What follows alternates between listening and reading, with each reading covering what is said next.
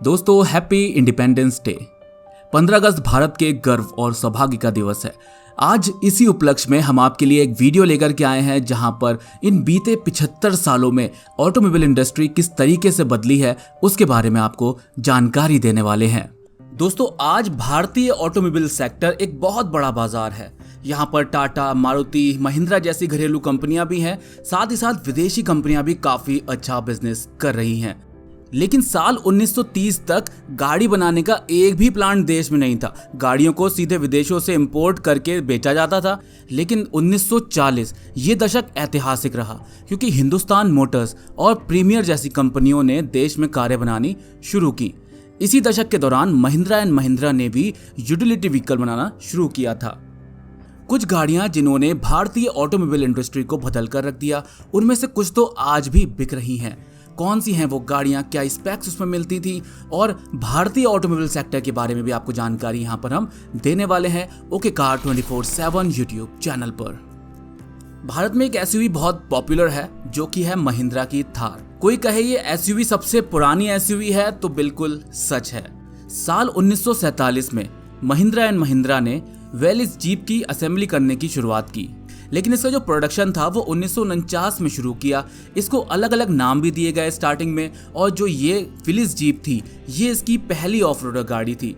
वहीं इस जीप को 1953 में अपग्रेड दिया गया और इसमें 2.2 लीटर का पेट्रोल इंजन मिलता था, जिसमें ग्राहकों को 2 व्हील और 4 व्हील ड्राइव के ऑप्शन मिल जाते थे। वहीं 1985 तक आते आते महिंद्रा ने विलिस से अलग रास्ते पर चलना शुरू किया और महिंद्रा MM540 बनाई। ये कंपनी की सीजे सीरीज से अलग एक एसयूवी थी जिसमें 2.1 लीटर का डीजल इंजन था, साथ ही 4 स्पीड गियर बॉक्स भी। इसके अलावा धीरे धीरे अपग्रेड करते करते अब ये फाइनली 2010 में महिंद्रा थार लॉन्च कर चुकी थी। इस समय तक भारतीय इंडस्ट्री में काफी बदलाव हो गए थे, लेकिन अभी हम थोड़ा आगे आ गए हैं। वहीं हिंदुस्तान मोटर्स ने 1957 में एम्बेसडर कार को उतारा। ये एक सेडान थी और ये काफ़ी पॉपुलर हुई। भारत की राजनीति, नेता, शासन और प्रशासन में अगर कोई चीज़ कॉमन रही तो वो हिंदुस्तान मोटर्स की एम्बेसडर थी। देश की सड़कों पर प्रधानमंत्री से लेकर मुख्यमंत्री तक, सरकारी बाबुओं से लेकर राजे रजवाड़ों तक, आम आदमी के बीच ही इस कार ने अपनी पहचान बनाई। हिंदुस्तान एम्बेसडर ने 80 के दशक तक राज किया और एक दौर में तो उसे किंग ऑफ इंडियन रोड्स भी कहा जाता था। वहीं इस गाड़ी में अच्छी खासी पावर देखने को मिलती थी। उस समय इसमें 1.5 लीटर और 2 लीटर के डीजल इंजन के ऑप्शन आपको मिल जाते थे और 1.8 लीटर का पेट्रोल इंजन का ऑप्शन भी इसमें आपको मिल रहा था। आज के ज़माने से देखा जाए तो इतने पावरफुल इंजन किसी एसयूवी में ही आपको देखने को मिल सकते हैं। उस समय इसमें सीएनजी और एलपीजी के वेरिएंट्स भी आए थे। 1957 में जब इसको लॉन्च किया गया था तो उस समय जो इसकी प्राइस थी वो 14,000 रुपए रखी गई थी। भारतीय ऑटोमोबाइल इंडस्ट्री को बदलने वाली गाड़ियों के नामों की बात हो रही है और मारुति 800 का नाम नहीं आए तो ये एक नाइंसाफी ही होगी। इस कार को 1983 में शुरू किया गया था। मारुति 800 भारत में सबसे ज्यादा बिकने वाली कारों में से एक थी। साथ ही इसने 30 सालों तक भारतीय बाजार में राज किया। 800 को 2014 में ऑफिशियल तौर पर बंद कर दिया गया। Maruti 800 front wheel drive set वाली पहली कार थी। शुरुआती मॉडल लॉटरी सिस्टम से दिए गए थे और जब ये पहली बार इसको लॉन्च किया गया था तो 47,500 रुपए की एक्स शोरूम प्राइस पर उसको लाया गया था। 1983 के हिसाब से देखा जाए तो टेक्नोलॉजी के हिसाब से ये काफी ज्यादा एडवांस टेक्नोलॉजी के साथ आती थी। इसका माइलेज 25.95 kmpl था। 1984 में मारुति 800 को अपग्रेड दिया गया। वहां पर इसमें आपको एयर कंडीशनर यानी एसी भी मिलना शुरू हो गया था और कीमत इसकी लगभग 70,000 रुपए पहुंच चुकी थी। जब इसकी ऑफिशियल अनाउंसमेंट की गई थी तो लगभग 1,20,000 लोगों ने 10,000 रुपए की टोकन अमाउंट देकर के इस गाड़ी को बुक किया था। 1987 में मारुति 800 को सीट बेल्ट मिला और 2014 तक मारुति सुजुकी दुनिया की तीसरी सबसे बड़ी ऑटो इंडस्ट्री बन चुकी थी। वहीं मारुति 800 का प्रोडक्शन 2014 से बंद कर दिया गया और आखिरी गाड़ी चंडीगढ़ में बेची गई थी। 2014 में इसकी कीमत 2,07,000 से लेकर के 2,37,000 रुपए तक पहुंच गई थी। इसके बाद Hyundai की सेंट्रो, जिसको 1997 में इंट्रोड्यूस करवाया गया था। जब इसको लॉन्च किया गया था तो उस समय इसकी कीमत 2,99,000 रुपए रखी गई थी। डिजाइन और पावरफुल इंजन की बदौलत कम समय में ही ये काफी पॉपुलर हो गई थी। कंपनी ने इस दौरान बॉलीवुड के सुपरस्टार शाहरुख खान को अपना ब्रांड एम्बेसडर बनाया था और इसी के साथ ही सेंट्रो को और भी पॉपुलर होने में हेल्प मिली थी। इसके बाद साल 2014 में कंपनी ने इसके फर्स्ट जनरेशन मॉडल को बंद कर दिया और साल 2018 में इसे नए अपडेट के साथ लॉन्च किया था। इस बार इससे पहले के मुताबिक अच्छा रिस्पॉन्स इसको नहीं मिला और बिक्री में लगातार गिरावट आती रही। इसको आप इस तरीके से भी देख सकते हैं कि मार्केट में लगातार बढ़ते हुए कंपटीशन के दौर में कंपनी ने इसको जब दोबारा से लॉन्च किया था तो इस वजह से भी इसकी सेल्स पर काफ़ी प्रभाव पड़ा, क्योंकि एंट्री लेवल सेगमेंट की जगह लोग कॉम्पैक्ट सेगमेंट में ज़्यादा जाने लगे और एक बार फिर से कंपनी ने इसको बंद करने का फैसला ले लिया है। इसके बाद साल 1998 में होंडा सिटी फर्स्ट जनरेशन को इंडिया में इंट्रोड्यूस किया गया।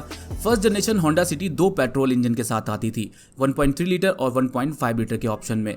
साल 2003 तक कंपनी ने इस कार के कुल 59,378 यूनिट्स भारत में बेचे थे। साल 2000 में कंपनी ने इस कार के अपडेटेड वर्जन को भी लॉन्च किया था, जिसमें वीटेक पेट्रोल इंजन लगा था। 2003 में इसकी सेकंड जनरेशन आई, 2008 में इसकी थर्ड जनरेशन आई और अभी इसकी फिफ्थ जनरेशन मार्केट में करंटली बिक रही है, जो कि 11 से 17 लाख रुपए के बजट में एक अच्छी सेडान मानी जाती है। इसके बाद टाटा इंडिका 1999 में आई। साल 1998 के जिनेवा मोटर शो में बड़ी धूमधाम के साथ इसे लॉन्च किया गया था और इसके एक साल के बाद 1999 में इंडिका को बाजार में भी उतार दिया गया। आज की तारीख में भारत समेत दुनिया के कई देशों में टाटा मोटर्स का विस्तार है। जैगुआर कंपनी भी अब टाटा मोटर्स का ही हिस्सा है। टाटा मोटर्स को हमेशा अपनी टेक्नोलॉजी पर काफ़ी गर्व रहा है। 90 के दशक में जब अन्य सभी कार निर्माता भारत के लिए नई कारों को विकसित करने से डरते थे, टाटा मोटर्स ने मौके का फायदा उठाते हुए इंडिका को दुनिया के सामने लेके आए और भारत की पहली स्वदेशी कार बनाकर टाटा ने इतिहास रच दिया। 1998 में पेश की गई टाटा इंडिका को लोगों ने खूब पसंद किया। इंडिका पेट्रोल और डीजल दोनों ही इंजन ऑप्शन के साथ मार्केट में आती थी। 30 दिसंबर 1998 को टाटा मोटर्स, जिसे पहले टैल्को कहा जाता था, टाटा इंडिका के लॉन्च के एक हफ्ते के अंदर ही 1,15,000 कार का ऑर्डर मिल गया था। टाटा इंडिका का बेस प्राइस लगभग 2,60,000 रुपए उस समय रखा गया था। साल 2002 महिंद्रा की स्कॉर्पियो।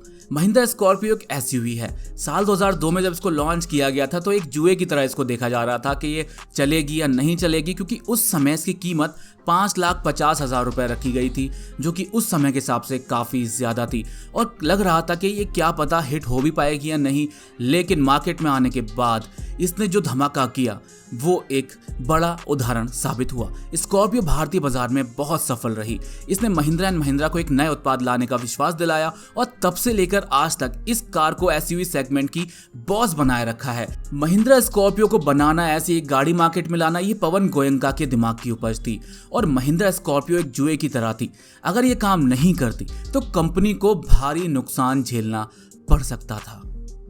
इसके बाद इनोवा 2005 में एमयूवी के रूप में भारत में आई, जिसने अभी हाल ही में 10 लाख यूनिट का आंकड़ा पार किया है। लेकिन जब इसको लॉन्च किया गया था 2005 में तो उसको देश के ग्राहकों से बहुत ज़्यादा प्यार मिला।